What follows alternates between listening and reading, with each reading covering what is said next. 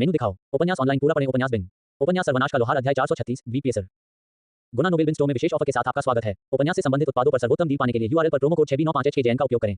Shopping का आनंद लें। सर्वनाश का लोहार C436 आइलैंड पीएसर एड्स बाय फ्यूचर। अध्याय 436 वीपीएसर। धरती हिल गई और छत से स्टेलेक्टाइट गिरने लगे। हालात और भी बदतर हो गए। चीखते चिल्लाते लोगों की एक लहर बाजार की गुफा में घुस गई, जिससे बड़े पैमाने पर भगदड़ मच गई। ये समुद्री ड्रैगन है, दौड़ना। वे डर के मारे चिल्लाने लगे और कैट भीड़ के धक्के और धक्का मुक्की का विरोध करने के लिए कुछ नहीं कर सका, क्योंकि वे बाहर निकलने की ओर भाग रहे थे। उनसे ज्यादा तेजी से बाहर निकलना आसान था। सिर और कंधों पर पैर रखते हुए राक्षस जल्दी से भूमिगत से बाहर निकल गया। उसे कोई अंदाजा नहीं था कि द्वीप के भूमिगत भाग में क्या हो रहा है, लेकिन उसने सोचा कि जल्दी से वापस लौट जाना ही बेहतर है। उसे वहां रुकने की कोई जरूरत नहीं थी, क्योंकि उसके पास वह जानकारी थी जो उसे चाहिए थी। फिर से छद्मवेश में प्रवेश करते हुए वह शहर से बाहर निकल गई और जिन पर सवार होकर वापस पार्टी में भाग गई। द्वीप हिलता रहा और कैट को कई दरारें दिखी जो भूमि को विभाजित कर रही थी और भूमि के टुकड़े रसातल में गिर रहे थे। जब वह वापस लौटी तो जहाज पहले से ही हवा में था और बड़ी खाई ने किनारे को चीर दिया था। समुद्री पानी उस खाई को भरने के लिए तेजी से अंदर आ रहा था। कैट, रस्सी पकड़ो। उसने ऊपर से यह आवाज सुनी, जैसे रस्सी उसके पास गिर रही हो। अल्पविराम, तुम मुझे बेवकूफ बना रहे हो, सेठ ने अपने सामने खड़ी विडंबना का सामना करते हुए बुदबुदाया। वे गार्डों से बात कर रहे थे, तभी द्वीप में हलचल शुरू हो गई और उनके पैरों के नीचे से जमीन फट गई। इससे पहले कि वे कुछ समझ पाते, वे जहाज पर वापस आ गए। साथ में गार्ड भी थे जो घबराहट में उनका पीछा कर रहे थे। जैसे जैसे दरारें घाटियों में चौड़ी होती गईं, समुद्री जल की धाराओं से थरथराती हुई, उन्होंने देखा कि कैट अपने पालतू जानवर पर वापस भाग रही है। महिला रस्सी पर चढ़ रही थी जब कई 100 मीटर की दूरी पर अंदर की ओर फर्श धंसने लगा और एक पुराना परिचित भूमिगत से बाहर निकला। कई मंजिल ऊंचा, मगरमच्छ जैसा सिर और सिर पर बख्तर बंद आंखों का समूह कूड़ कीड़ा वापस आ गया था। द्वीप की जमीन को चीरता हुआ आसमान की ओर दहाड़ता हुआ ह्यूबर्ट ने स्टीयरिंग व्हील खींचा, जिससे हवाई जहाज आसमान में तेजी से ऊपर उठा तथा कीड़े की पहुंच से बाहर निकलने की कोशिश करने लगा। पब फ्यूचर द्वारा विज्ञापन। द्वीप में झागदार दरारों से कीड़े का तड़पता हुआ शरीर बाहर निकला, जिसका कोई अंत नजर नहीं आ रहा था। पहाड़ी लोगों का सिर, जो बानकल और टसल की दाढ़ी से ढका हुआ था, पूरी तरह से आसमान में तैरते छोटे चांदी के बर्तन पर केंद्रित था। इसका क्या मतलब है? ऐसा लग रहा था कि वहां सिर्फ एक ही नहीं बल्कि कई और शरीर थे जो परिदृश्य को तोड़ रहे थे। सेठ को अंदाजा नहीं था कि यह जीव उन्हें पकड़ने के लिए इतनी दूर क्यों जा रहा था। इसने द्वीप के दूसरी तरफ के शहर को पूरी तरह से नजरअंदाज कर दिया, जो इस समय लोगों से भरा हुआ था, सभी तरह के भूमिगत कमरों से बाहर निकल रहा था। क्या तुमने समुद्री ड्रैगन को नाराज कर दिया है? गार्ड कैप्टन ने हरकत पर चिल्लाया। इसने हम पर पहले हमला किया, बेन ने नीचे हो रही आपदा के शोर और गर्जना के बीच चिल्लाकर कहा। यह असंभव है, ये समुद्र का संरक्षक है, ये कभी नहीं होगा। नायक ने तर्क दिया, शायद रक्त सूर्य के कारण इसका दिमाग खराब हो गया है। गार्ड ने हीरो की आंखों में देखा और सेठ उसके चेहरे पर संघर्ष देख सकता था। इस समय गार्ड ने एक निर्णय लिया। लानत है, अगर समुद्री ड्रैगन ने अपना दिमाग खो दिया तो कोई भी सुरक्षित नहीं रहेगा। हमें क्या करना चाहिए? उसने शाप दिया और नायक के शब्दों पर भरोसा करने का फैसला किया। यह बहुत बढ़िया है कि तुमने साथ चलने का फैसला किया। क्या कोई मेरी मदद कर सकता है? कैट ने जहाज के नीचे से चिल्लाकर कहा। उसके चेहरे पर कोई भ्रम नहीं था और हवा से उसका हुट फट गया था। वह विश्वसनीय रूप से थकी हुई लग रही थी। सेठ ने उसे हाथ बढ़ाया और उसे जहाज में खींचकर दृश्य को अवरुद्ध कर दिया।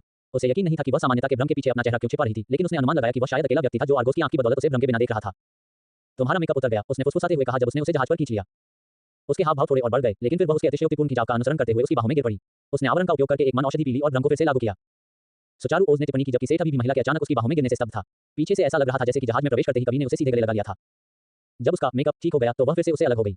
ये थोड़ा अजीब था, लेकिन दोनों खुश थे कि यह ऐसी स्थिति नहीं थी जहां कोई भी छोटी-छोटी बातों पर ज्यादा ध्यान दे सके। वहां कई 100 मीटर लंबा विशालकाय समुद्री सांप उनके सिर पर हमला करने के लिए खड़ा था। नीचे टूटती जमीन का फायदा उठाने की कोशिश करते हुए वह जहाज को छीनने के लिए हवा में और ऊपर की ओर बढ़ता जा रहा था। पब फ्यूचर द्वारा विज्ञापन। हम क्या करेंगे? अगर यही चलता रहा तो समुद्री ड्रैगन इस द्वीप को नष्ट कर देगा। गार्ड कैप्टन ने भयभीत होकर कहा। आप इसे यहां लाए, कृपया, आपको हमारी मदद करनी होगी, गार्ड ने विनती की। उस क्षण पूरी पार्टी को एक खोज मिल गई। कठिनाई बी। भयानक पूर्वम सूर्य देव के श्राप के कारण अपना दिमाग खो चुका है और अपने रास्ते में आने वाली हर चीज का बदला लेने के लिए शिकार करता है। आपके कार्यों ने वम को बाजिलाक द्वीप पर पहुंचा दिया है, जो विनाश का सामना कर रहा है क्योंकि वम ने भूमि में प्रवेश करने के लिए भूमिगत गुफाओं का उपयोग किया। इस प्रक्रिया में द्वीप को अलग कर दिया। क्या आप उनकी मदद करेंगे और द्वीप को बचाएंगे? आवश्यकता, बाजिलाक के विनाश को रोकने का एक तरीका खोजें। पुरस्कार, बाजिलाक के लोगों का आभार, 10 universal attribute points greater than. सेठ की तरह सभी लोग अचानक आए इस संकेत को हैरानी से देखने लगे। हम इस चीज को नहीं मार सकते, मार्सेल ने गंभीरता से कहा। लेकिन हीरो तो हमारे पास है, मैंने तर्क दिया। नहीं, भले ही मैं अपना सब कुछ दे दूं, मेरे पास अधिक से अधिक आपसी विनाश की संभावना है। नायक ने गंभीरता से स्वीकार किया। अगर आप अकेले हैं, लेकिन हम एक पार्टी हैं, अगर हम सब मिलकर काम करें तो मुझे यकीन है कि हम कर सकते हैं। सेठ खोज प्रॉम्प्ट का अध्ययन कर रहा था। बी की कठिनाई कुअक्रिमी जैसी किसी चीज को मारने के लिए बहुत कम थी। वे इसका स्तर भी नहीं देख पा रहे थे। कोई बेहतर तरीका होना चाहिए था, शायद वे बस। हम भाग क्यों नहीं जाते? ह्यूबर्ट ने सेठ के विचार व्यक्त किए। पब फ्यूचर द्वारा विज्ञापन। तुम्हारा मतलब खोज को छोड़ देना है? नायक ने अप्रसन्न होकर पूछा। नहीं, उसका मतलब है कि यह सबसे आसान उपाय है। कीड़ा हमारे पीछे पड़ा है, एक बार जब हम द्वीप छोड़ देंगे तो वह संभवतः द्वीप छोड़कर हमारे पीछे आ जाएगा। सेठ ने समझाया। ठीक है, मैंने पहले ही नया मॉड्यूल इंस्टॉल कर लिया है। जब तक सेठ के पास जादुई क्रिस्टल है, हम लगातार हवा में रह सकते हैं और राक्षस को दूर भगा सकते हैं। अगर खोज की जानकारी सही है तो ये केवल इसलिए ऐसा करने में कामयाब रहा क्योंकि द्वीप पहले से ही खोखला था। यह मुख्य भूमि के साथ ऐसा करने में सक्षम नहीं होना चाहिए। व्यापारी ने विस्तार से बताया। ठीक है, हमें बस विनाश को रोकना है। अगर हम चले गए तो द्वीप सुरक्षित रहेगा, यवेट ने संक्षेप में कहा। नायक को भागने का कोई शौक नहीं था, लेकिन वह समझता था कि द्वीप के लोगों के लिए सबसे आसान और सुरक्षित रास्ता था। ठीक है, अगर हम लड़े तो द्वीप के नष्ट होने की संभावना बहुत ज्यादा है। चलो भाग जाएं, हॉकर ने आखिरकार सहमति जताई। योजना तैयार होने के बाद सभी ने खोज को स्वीकार कर लिया। अरे हमारा क्या? एक गार्ड ने शर्म से पूछा। बाद में पार्टी को एहसास हुआ कि उनके पास अभी भी गार्ड की टीम मौजूद है। कोई बड़ी बात नहीं, मैं तुम्हें धीरे धीरे गिरने का आशीर्वाद दे सकता हूं और तुम आसानी से नीचे कूद सकते हो। समुद्री ड्रैगन के बारे में क्या? क्या यह इस जहाज से निकलने वाली किसी भी चीज पर हमला नहीं करेगा? दूसरे गार्ड ने बताया। उन्हें अपने घरों के लिए अपनी जान देने में कोई आपत्ति नहीं थी, लेकिन समुद्री ड्रैगन द्वारा खाया जाना अभी भी ऐसी मौत नहीं थी जिसे वे स्वेच्छा से स्वीकार करते। मैं उसका ध्यान भटका दूंगा। जब तुम कूदोगे तो मैं उस पर हमला करूंगा और उसका ध्यान हम पर केंद्रित करूंगा, नायक ने जोर देकर कहा। नायक के बहादुरी भरे कार्य से पहरेदार निश्चिंत थे। मैं आप पर छलावरण डाल सकता हूं। यह ज्यादा देर तक नहीं टिकेगा, लेकिन यह जमीन तक सुरक्षित पहुंचने के लिए पर्याप्त होना चाहिए। कैद ने नायक के ध्यान भटकाने वाले पैंतरे के अलावा सुझाव दिया। अनिश्चित पहरेदार आखिरकार इस तरह से जाने के लिए सहमत हो गए। खुद वाली लड़की के भ्रम जादू के तहत वे अदृश्य नहीं हुए, लेकिन उन्हें देखना बहुत मुश्किल हो गया। इसके बाद यवेट ने उन्हें एक संघ की अपनी शक्तियों से आशीर्वाद दिया। मुझे नहीं लगता कि मैं ये कर सकता हूँ कप्तान। पहला गार्ड निकास द्वार के किनारों को पकड़ रहा था और कूदने से इनकार कर रहा था। किसी को सिर्फ भरोसे के आधार पर कई 100 मीटर की ऊंचाई से कूदने के लिए कहना थोड़ा ज्यादा था। आमतौर पर शांत दिखने वाली साध्वी के चेहरे पर नाखुशी का भाव था। इतना कमजोर मत बनो, उसने बिना किसी भावना के कहा। इससे पहले कि कोई कुछ प्रतिक्रिया कर पाता, उसने लगभग अदृश्य गार्ड को पीठ पर लात मारी और उसे हवा में उछाल दिया। कुछ देर के लिए घबराहट और पछतावे की चीखें सुनाई दी, फिर वे आश्चर्य और राहत भरी हंसी में बदल गईं। उसे खुद आश्चर्य हुआ कि वह चट्टान की तरह नीचे नहीं गिरा, बल्कि धीरे-धीरे नीचे जमीन की ओर तैरने लगा। उसे जहाज के नीचे थोड़े विकृत परिदृश्य के एक टुकड़े के रूप में देखा जा सकता था। तुम क्या देख रहे हो? मुझ पर शक करने की यही सजा है। अब चले जाओ, यवेट ने बाकी गार्डों से कहा, जिन्होंने उसे तिरस्कार भरी नजरों से देखा। जहाज भागने के लिए मुड़ गया और उसके पीछे से विकृत धब्बों का एक निशान धीरे-धीरे जमीन पर गिरता हुआ दिखाई दिया, जैसे सिंहनी के बीज हों। पब फ्यूचर द्वारा विज्ञापन कोफाई दानाप तक और अधिक अध्याय लाने में हमारी सहायता करें। संपर्क टॉस साइट मैप दान करें। मेनू दिखाओ। उपन्यास ऑनलाइन पूरा पढ़ें। उपन्यास बिन। उपन्यास सर्वनाश का लोहार अध्याय 437 खंडहरों का क्षेत्र। गुना नोबेल बिन स्टोर में विशेष ऑफर के साथ आपका स्वागत है। उपन्यास से संबंधित उत्पादों पर सर्वोत्तम डील पाने के लिए यूआरएल पर प्रोमो कोड 6B95HKJN का उपयोग करें। शॉपिंग का आनंद लें। सर्वनाश का लोहार C437 खंडहरों का मैदान। Ads by pub future. आपकी पसंद के अनुसार अनुकूलित वैयक्तिकृत सामग्री सब एक ही स्थान पर। आपकी पसंद के अनुसार अनुकूलित वैयक्तिकृत सामग्री सब एक ही स्थान पर। प्रायोजित डिस्कवरी फीड अध्याय 437 खंडहरों का क्षेत्र। नायक ने कूल कृमि पर तीव्र ऊर्जावार जारी रखा ताकि उसका गुस्सा उन पर बना रहे और वे जिस रास्ते से आए थे उसी रास्ते से खुले समुद्र की ओर उड़ गए। वह जानवर जो उन्माद में गिर गया था अपने लक्ष्य का पीछा करने लगा। एक बार खुले समुद्र के ऊपर पहुंचने के बाद ह्यूबर्ट ने अपने जहाज को दक्षिण की ओर मोड़ दिया ताकि वह बाजिलाक द्वीप को पार कर सके। द्वीप के सिरे को पार करने के बाद वे वापस अपने रास्ते पर आ सकते थे और टायरेब के अलग महाद्वीप पर निशाना लगा सकते थे। 200 मीटर नीचे समुद्र में एक घुमावदार अंतहीन सांप जैसा शरीर था जो लगातार उनका पीछा कर रहा था। द्वीप के समर्थन के बिना कूल पानी से इतनी दूर तक उन तक पहुंचने में असमर्थ था। जब वे और कीड़ा बाजिलाक से बहुत पीछे छूट गए तब से यह खोज पूरी हुई मानी गई। केवती क्वीन में प्रवेश करने के बाद से सेठ ने 2 स्तर प्राप्त कर लिए थे। उसने 10 यूनिवर्सल एट्रीब्यूट पॉइंट और 15 सामान्य पॉइंट प्राप्त किए थे।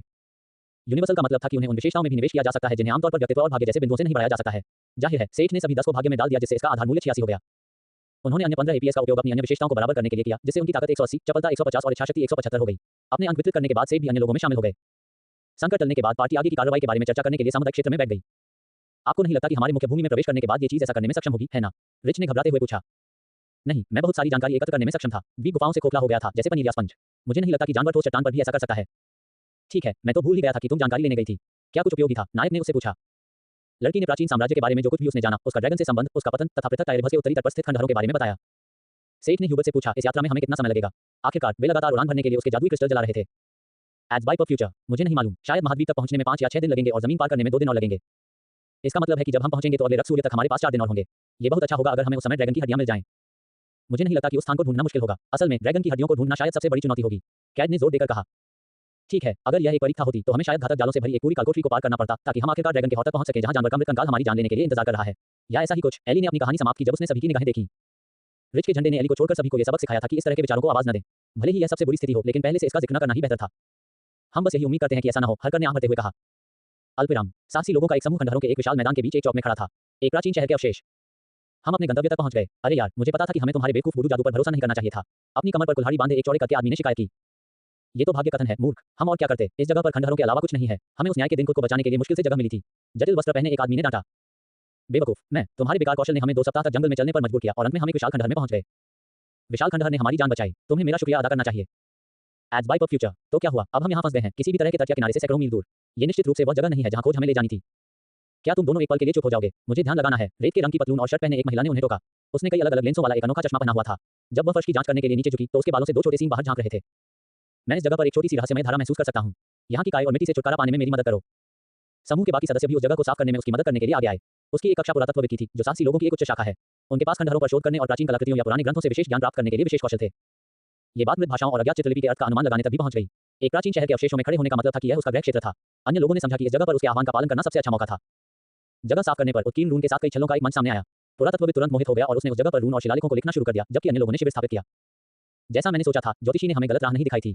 कुछ घंटों बाद उसने अंततः कहा। तुम्हें क्या मिला? समूह के नेता ने पूछा। वह एक तेज तर्रार युवक था जिसने चांदी का कवच पहना हुआ था और उसकी पीठ पर एक बड़ा भाला था।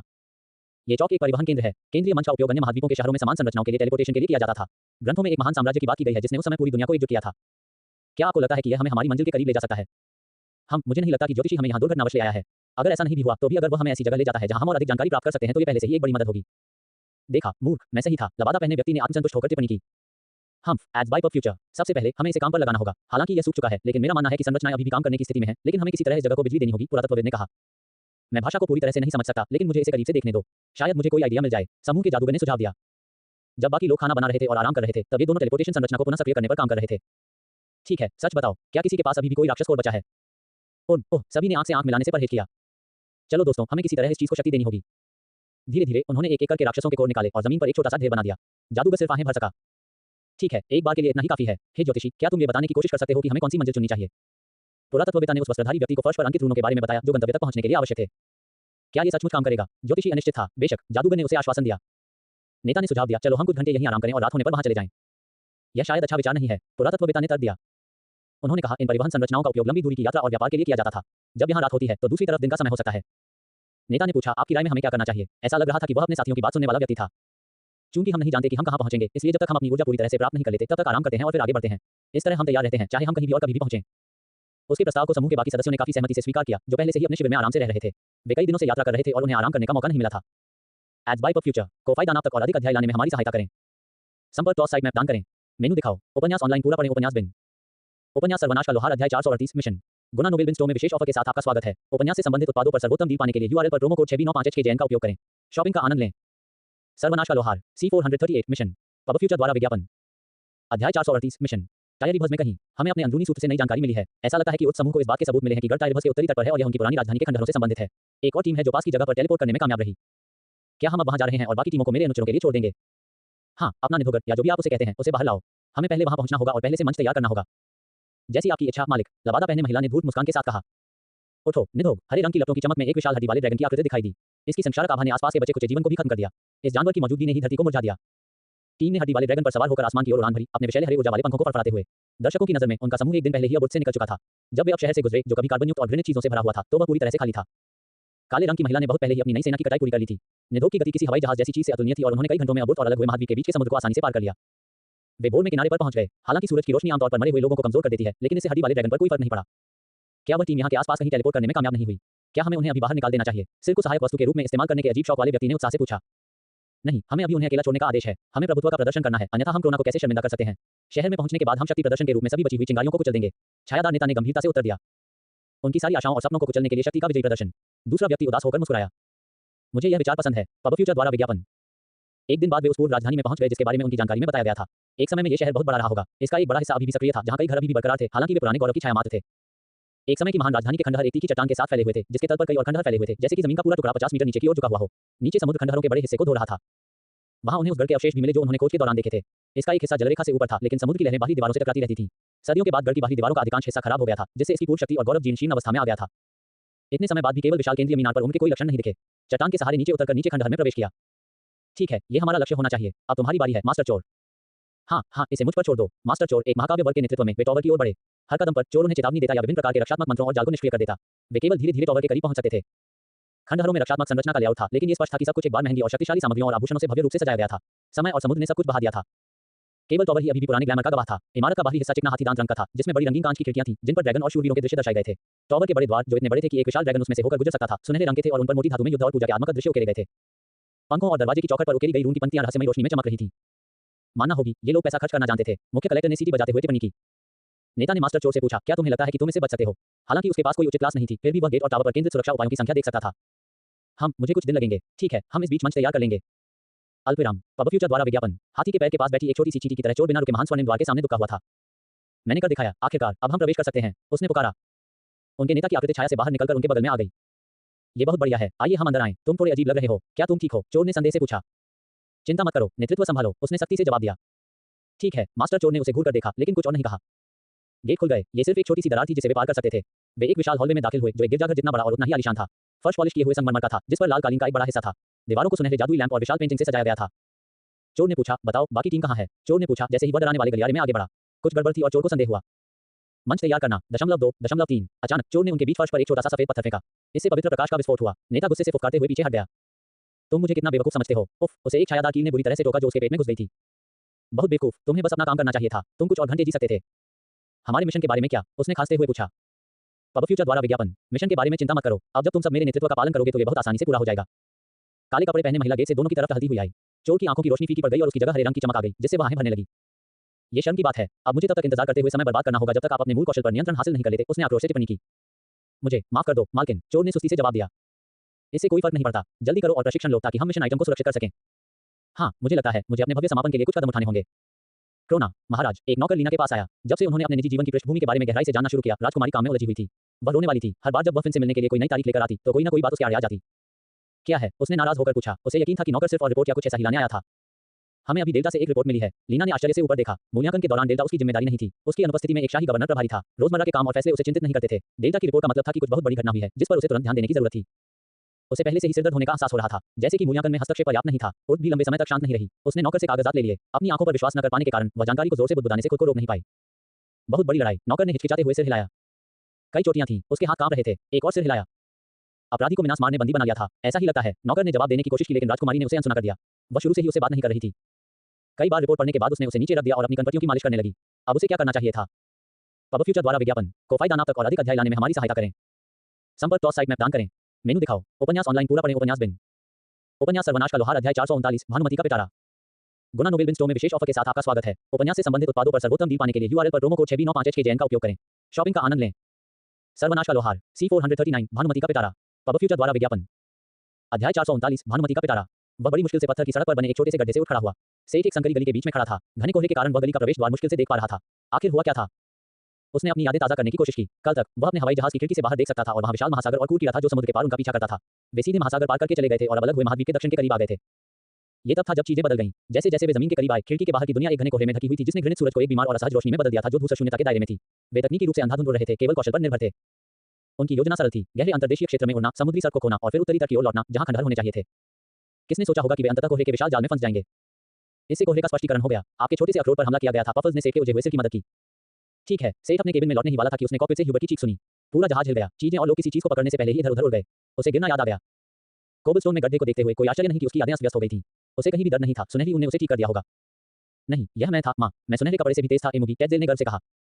अच्छा काम, सेठ ने मुस्कुराते हुए उत्तर दिया, हालांकि उसे थोड़ा अजीब लगा। अपने कपड़े के कवच को सुनहरा चिट्ठा कहना। पफल्स ने प्रभावशाली सांप पर रगड़ना शुरू कर दिया। पब फ्यूचर द्वारा विज्ञापन। कोहरे से भरे शहर को देखकर सेठ को अप्रिय यादें ताजा हो गईं। इससे उसे धुंध की दुनिया की याद आ गई, जिसमें वे वाई सिटी में गलती से प्रवेश कर गए थे। फेलिस, क्या तुम वहां हो? सेठ ने शून्य में पूछा। कोई जवाब नहीं। इससे मामला और जटिल हो गया। सेठ के पास पार्टी के बाकी सदस्यों का पता लगाने का कोई तरीका नहीं था। उसके ज्ञान के अनुसार पार्टी में ऐसा कोई भी व्यक्ति नहीं था जिसके पास इस तरह की ट्रैकिंग स्किल्स हों। अगर यह एक सामान्य स्थिति होती तो वह सीधे हेड्स का हेलमेट पहन लेता और खोजबीन शुरू कर देता। लेकिन वह ऐसा नहीं कर सकता था क्योंकि रिकॉर्डर अभी भी वहां था। कभी-कभी इसे दूर करना एक बात थी, लेकिन बस गायब हो जाना बहुत स्पष्ट होगा। खैर, उसे यहां खड़े होकर विचार करने का कोई अवसर नहीं मिला। शहर की सड़कें खाली थीं, मंद रोशनी से जगमगा रही थीं। हवा नम थी और उसमें फफूंद और मिट्टी की गंध थी। सड़कों के किनारे बने घर जर्जर थे। लकड़ी की खिड़कियां और बालकनियां नमी से टेढ़ी हो गई थीं। संकरे बोर्डवॉक टूटे हुए शीशे और रैंडर के नम अवशेषों से भरे हुए थे जो उनके अग्रभाग से गिर गए थे। क्या ये कोहरे का प्रभाव था? उसने खुद को महाद्वीप के दक्षिण पश्चिमी हिस्से में एक रायद्वीप पर पाया। आगे कोई और जानकारी नहीं थी। जब वह नक्शा देख रहा था तो उसे लगा कि उसके दिमाग में कुछ चल रहा है। सेठ पार्टी के बाकी सदस्यों का पता नहीं लगा सका, लेकिन उसके पास एली को खोजने का एक तरीका था। स्लाइम रैंचर के पास अभी भी गोलेमिनी थी। हालांकि वह दूसरों को अपने बनाए गोलेम पर नियंत्रण दे सकता था, फिर भी उसका उनसे संबंध था। अभी उसके पास एक और छोटा सा संकेत मिला। ये गोलेमिनी ही होगी। उसने इसे अपनी सूची से निकाला होगा। इस कनेक्शन के बाद वह अंततः उसे ढूंढने में सक्षम हो जाएगा। हालांकि जब सेठ उस गली से निकलने ही वाला था जहां से वह गुजर रहा था, तो दो आदमी अचानक उसके सामने धुंध से प्रकट हुए। हमने अंततः तुम्हें ढूंढ लिया, छोटे कवि, उसने कहा। इसी समय सेठ ने आसपास के घरों में हलचल देखी। अब तक उसने कोई प्रतिक्रिया नहीं की थी, लेकिन अब उसने खुद को गिरा हुआ पाया। हमारी मालकिन बहुत खुश होंगी। तुम क्या कर रहे हो? बंद करो। ओस पहले से ही एक आकर्षक धुन बजा रहा था। जिस क्षण वे उसके सामने आए, सेठ ने उनके ब्लेड की शक्ति को पहचान लिया। यदि वह इस समय अपना कौशल प्रकट नहीं करना चाहता था, तो उसके पास केवल एक ही चीज थी जो वह कर सकता था। सेठ को यह बिल्कुल पसंद नहीं आया, क्योंकि यह ऐसा गाना था जो दोस्त और दुश्मन के बीच कोई फर्क नहीं करता था, या खुद के बीच। हालांकि उन्होंने उसके पास कोई विकल्प नहीं छोड़ा। अब दुनिया को दिखाने का समय आ गया था कि एक राक्षसी कवि क्या कर सकता है। अल्पविराम। क्या उनके लक्ष्य ने उनके घात को देखा था? धिक्कार है। वह जल्दी से उस कवि को मार डालना चाहता था, लेकिन संगीत की धुनें पहले ही उसके शरीर में समा चुकी थीं। वह अब उसकी बात नहीं सुन रहा था। हमला करो, उसने आदेश दिया। हालांकि आसपास की इमारत में निचले मरे हुए लोग हिले नहीं। कुछ भी नहीं हिला, केवल कवि के अलावा कुछ भी नहीं। उसने कवि की आंखों में देखा जो अनिच्छा और तिरस्कार की ज्वाला से जल रही थी, जबकि वह उन्हें घूर रहा था। पहले तो वह समझ ही नहीं पाया कि वह क्या जप रहा है, लेकिन जल्द ही उसे पाठ समझ में आने लगा। उद्धरण चिन्ह डॉट डॉट। इसे हिलाओ, मुझे इसे हिलाना पसंद है, इसे हिलाओ। अनजाने में ही उसका अपना शरीर कवि की हरकतों की नकल करने लगा था, मानो किसी दुष्ट कठपुतली संचालक ने उसे ऐसा करने के लिए मजबूर किया हो। उसी समय उसे लगा कि उसके शरीर से धीरे-धीरे उसकी चेतना खत्म होती जा रही है। मुझे इसे हिलाना पसंद है, इसे हिलाना तुम्हें पसंद है। चलिए, उसके बगल में बैठे उसके साथी ने अचानक आवाज लगाई और वह लगभग उन्मत्त भाव के साथ हिंसक रूप से नाचने लगा। नहीं, उसने सोचा, और उसकी आंखें चौड़ी हो गईं क्योंकि वह भी जोश के साथ नाचने लगा। उसके शरीर और दिमाग पर नियंत्रण धीरे-धीरे उसकी मुट्ठी से फिसल गया। जब उसे आखिरकार नृत्य में शामिल होने और साथ गाने के लिए मजबूर किया गया, तो उसके आखिरी सचेत विचार निराशा और इनकार के थे। पब फ्यूचर द्वारा विज्ञापन। अल्पविराम। जैसे जैसे संगीत की शक्ति बढ़ती गई, उसके शिकार की शक्ति से ईंधन मिलता गया। ये ध्वनि प्लेग की तरह फैलता गया। गाथा गीत शक्तिशाली था, लेकिन बेहद खतरनाक भी। जैसे जैसे ये खुद को फैलाता गया, सेठ ने खुद को इस भारी शक्ति को नियंत्रित करने का सामना करते हुए देखा। अगर वह नियंत्रण खो देता, तो वह तब तक गीत और नृत्य को रोकने में असमर्थ होता जब तक कि वह अपनी जान नहीं गंवा देता। लोहार ने केवल इसलिए भानुमति का पिटारा खोलने का साहस किया क्योंकि अभी उसका पैमाना छोटा था। घरों से लेकर सड़कों तक मरे हुए लोगों की भीड़ सड़कों पर उमड़ पड़ी, बेतरतीब ढंग से नाचते हुए और गाने के साथ कराते हुए। संभवतः शहर के पिछले निवासी। मरे हुए लोगों में अक्सर उच्च इच्छाशक्ति की कमी होती है, जिससे वे इस तरह के हेरफेर के लिए विशेष रूप से अति संवेदनशील होते हैं। भले ही श्रोता की इच्छाशक्ति बहुत ज्यादा हो, लेकिन इस गाने की ताकत इसके कोरस के आकार के साथ बढ़ती जाती है। जब तक भीड़ बड़ी होती, सेठ अपने से कहीं ज्यादा ताकतवर लोगों को भी हरा सकता था। बेशक सिर्फ तभी जब वह खुद को बच जाने से बचा पाता। वह राक्षसी गीत गाता रहा, जिससे निर्जीव भी जोर से नाचने लगे और उसने सेठ का डंडा, अपनी दूसरी बड़ी छड़ी निकाली। उसकी हरकतें तुरंत तेज और ज्यादा शक्तिशाली हो गईं। ये सेठ के डंडे का महाकाव्य संस्करण था, जिसे उसने यात्रा की तैयारी में तैयार किया था। पागलों की तरह नाचते हुए सेठ ने अपने डंडों से हमले शुरू कर दिए। उसने भीड़ के बीच नाचते हुए अपना खुद का घिनौना नृत्य किया। उसने अपने डांस पार्टनर्स के सिर और शरीर को जबरदस्त हिंसा से कुचल दिया और उन्हें धूल में मिला दिया। पागलपन के इस दलदल में वह अकेला ऐसा व्यक्ति था जिसका दिमाग साफ था। वह दिमाग अपने दुश्मनों से छुटकारा पाने पर आमादा था, इससे पहले कि वह खुद थक जाए। अपने गीतात्मक नरसंहार के बीच में उसने अचानक एक चमकदार आवाज सुनी जो स्पष्ट कराहों की भीड़ में शामिल हो गई। अपने विघटित दर्शकों के किनारे पर वह ब्लॉग नृत्य का एक वास्तविक लाइव प्रस्तुतिकरण देख सकता था। भीड़ के किनारे पर लहराती जेली का एक समूह शामिल हो गया। उनमें से उसने एली को देखा। कीचड़ पालने वाला ये पक्षी मन को पिघला देने वाली धुन के साथ घूमते हुए और साथ चलते हुए कुछ था। ये सेठ के लिए रुकने का संकेत था। वह पहले ही भीड़ का नेतृत्व करने वाले 2 उच्च श्रेणी के मरे हुए लोगों को खत्म कर चुका था। एली के साथ उसे पीछे छूटे ज़ॉम्बी को संभालने में कोई समस्या नहीं होगी। धीरे-धीरे उस शक्ति की धारा को काटना पड़ा जो उसके अंदर से बह रही थी और इस गाथा गीत के शैतानी शुगर डैडी पैमोन तक पहुंच रही थी। आखिरी मूव इट ने दुष्वप्न को समाप्त कर दिया और केवल ओज ने थोड़ी देर तक बजाया क्योंकि धुन धीमी हो गई थी। अंत में दृश्य शांत हो गया। बहुत से मरे हुए लोग भी गिर पड़े। लोगों ने कहा कि मरे हुए लोगों में असीमित सहनशक्ति होती है। ये सच था, लेकिन जब उनकी मानसिक ऊर्जा और मन समाप्त हो जाता था तो वे भी गिर पड़ते थे। सेठ को इस बात की परवाह नहीं थी कि उसके चारों ओर अचंभित मरे हुए लोग एली की तरफ दौड़े। छोटी महिला अपनी साइडिंग पकड़े हुई थी और जोर-जोर से सांस ले रही थी। वह पसीने से भीगी हुई थी। थकावट का एक शारीरिक प्रकटीकरण। लोहार यह नहीं कह सकता था कि उसे बहुत बेहतर महसूस हुआ। वह शारीरिक रूप से उतना थका हुआ नहीं था, लेकिन उसे मानसिक रूप से बहुत बड़ा झटका लगा। आखिरकार उसने खुद को पूरे साम्राज्य के सामने नाचते हुए दिखाया था। शायद वह भाग्यशाली था और वे इसे नहीं दिखाते, है ना? वह क्या था? मैंने सदियों से इस तरह नृत्य नहीं किया था, उसने कराहते हुए कहा। मैं बाद में समझाऊंगा, क्या तुम मेरे लिए इसे साफ कर सकते हो? उसने पूछा और भीड़ की ओर इशारा किया। जरूर। कुछ क्षण पहले तक खुशी से झूम रही स्लाइम्स की भीड़ ने दावत के साथ अपनी ऊर्जा पुनः प्राप्त करना शुरू कर दिया। पब फ्यूचर द्वारा विज्ञापन को फायदा नाप तक और अधिक अध्याय लाने में हमारी सहायता करें। संपर्क टॉस साइट मैप दान करें। मेनू दिखाओ। उपन्यास ऑनलाइन पूरा पढ़ें। उपन्यास बिन। उपन्यास सर्वनाश का लोहार अध्याय 440 सीनियर वाइट। गुना नोबेल बिन स्टोर में विशेष ऑफर के साथ आपका स्वागत है। उपन्यास से संबंधित उत्पादों पर सर्वोत्तम डील पाने के लिए यूआरएल पर प्रोमो कोड 6B956JN का उपयोग करें। शॉपिंग का आनंद लें। सर्वनाश का लोहार C440 वरिष्ठ श्वेत एड्स बाय पब फ्यूचर। अध्याय 440 सीनियर वाइट। मरे हुओं की देखभाल करने वाले स्लाइम्स ने आखिरकार सेठ को कुछ औषधियों के साथ सोचने और ठीक होने का एक शांत क्षण दिया। उन्होंने उसे एक बार कहा था और ऐसा लग रहा था कि वे विशेष रूप से उसे खोजने आए थे। इसका मतलब केवल यह नहीं था कि कोई उसके पीछे था। उस व्यक्ति को भी उसके और शायद बाकी लोगों के बारे में कहीं से जानकारी मिली होगी। क्या उन्होंने अपनी टीम के किसी सदस्य को पकड़ लिया? नहीं, ऐसा होना असंभव लग रहा था। हमले तक वे सभी एक साथ थे। ठीक है, हमला। शायद वह व्यक्ति उनकी दुर्घटना के लिए जिम्मेदार था। सवाल यह था कि उन्हें जानकारी कैसे मिली। टीमों और बाहरी लोगों के बीच कोई संचार नहीं होना चाहिए था। सेठ, मैंने तुम्हें ढूंढ लिया। अचानक उसने बाईं ओर से एक हवादार आवाज सुनी। फेलिस, क्या ये तुम हो? लोहार ने फुसफुसाया। हाँ, मैं आपसे बात कर सकता हूँ पर्यावरण का उपयोग करके। ओह, क्या ये धुंध भी तुम्हारे किसी और भाई की करतूत है? लोहार ने चुपके से अपने छिपे हुए एक को बुलाया। जवाब एक पतली आवाज में आया। नहीं, यह कोई राक्षसी जादू नहीं है। दिखने में भले ही यह एक वरदान ही लगता है। धुंध दानव ने जोर देकर कहा। सेठ ने मरे हुए लोगों की भीड़ और लगातार नमी से सड़ते शहर को देखा। धुंध ने इन लोगों को नहीं घुमाया, इसने केवल सूर्य को अवरुद्ध कर दिया। संभवतः ये किसी स्थानीय देवता का काम है। ये बात समझ में आती है। शायद यह वही व्यक्ति था जो अपनी जान को निशाना बना रहा था, जिसने यहाँ के लोगों का भी कत्लेआम किया था। उन्होंने उन्हें पकड़ने के लिए एक पूरे शहर को मार डाला और फिर से जिंदा कर दिया। अगर यह पागलपन की निशानी नहीं थी तो और क्या थी? हालांकि सेठ ने पिछले 1.5 साल में बहुत कुछ देखा था, इसलिए इस एहसास से बहुत ज्यादा हिल नहीं सका। क्या आप पार्टी के बाकी सदस्यों का पता लगा सकते हैं?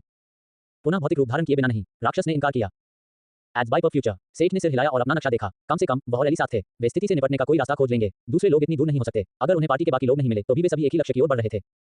अरे एली, क्या तुम्हारे पास बाकी लोगों को ढूंढने का कोई तरीका है? मैं शहर की तलाशी के लिए स्लाइम्स को भेज सकती हूँ, उसने एक पल सोचने के बाद कहा। स्लाइम्स ने पहले ही आसपास के मरे हुए लोगों को खत्म कर दिया था। स्लाइम्स को अब शहर की खोज करने के लिए भागते हुए देखकर सेठ ने देखा कि गोलेमनी एली के कंधे पर लटकी हुई थी। वैसे तुमने गोलेमनी को क्यों निकाला? वादा करो कि तुम नहीं हंसोगी। वह अचानक शर्मा गई और उसने छोटे गोलेम को अपनी बाहों में ले लिया।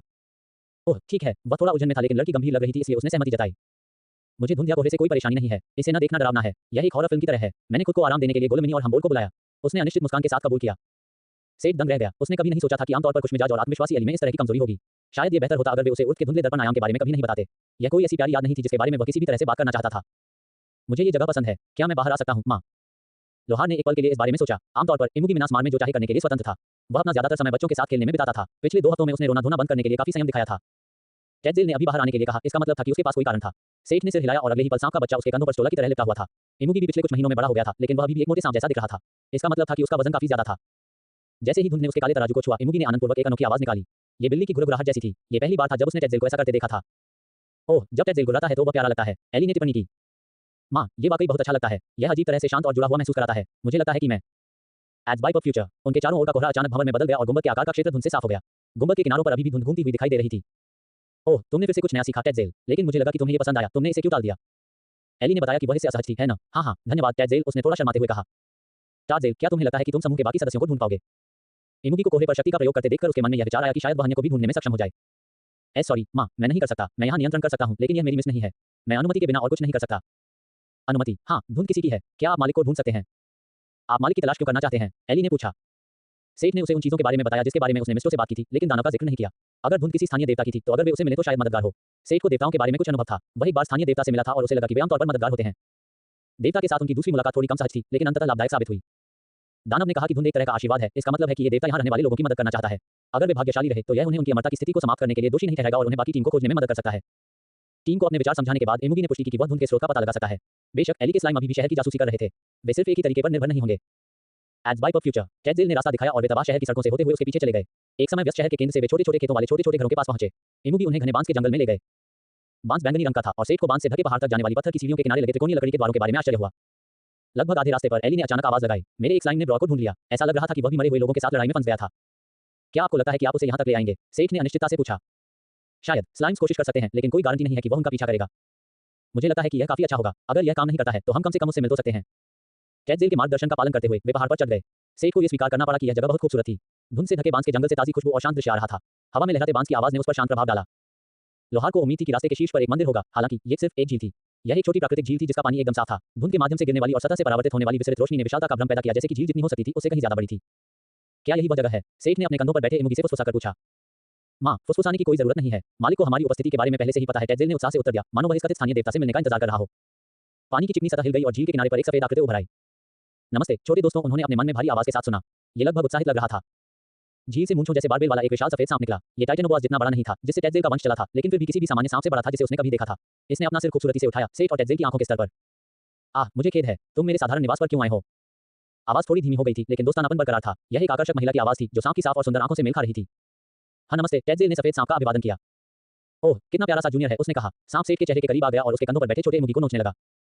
ये टैडजेल है, यह हेली है और मैं सेठ हूँ। लोहार ने उनके समूह का परिचय दिया। उसने जानबूझकर पफल्स या मिस्टों का उल्लेख नहीं किया। हालांकि इविसर को इस बात पर गुस्सा आया कि उनका उल्लेख नहीं किया गया, लेकिन उसने इसे तुरुप का पत्ता समझा। मैं एक बार फिर आपका स्वागत करती हूँ। लोग मुझे व्हाइट मिस्ट्रेस कहते हैं। बस मुझे व्हाइट ही कहो। तुम मेरे इस साधारण निवास पर क्यों आए? Ads by for future. कोफाई दानाप तक और अधिक अध्याय लाने में हमारी सहायता करें। संपर्क टॉस साइट मैप दान करें।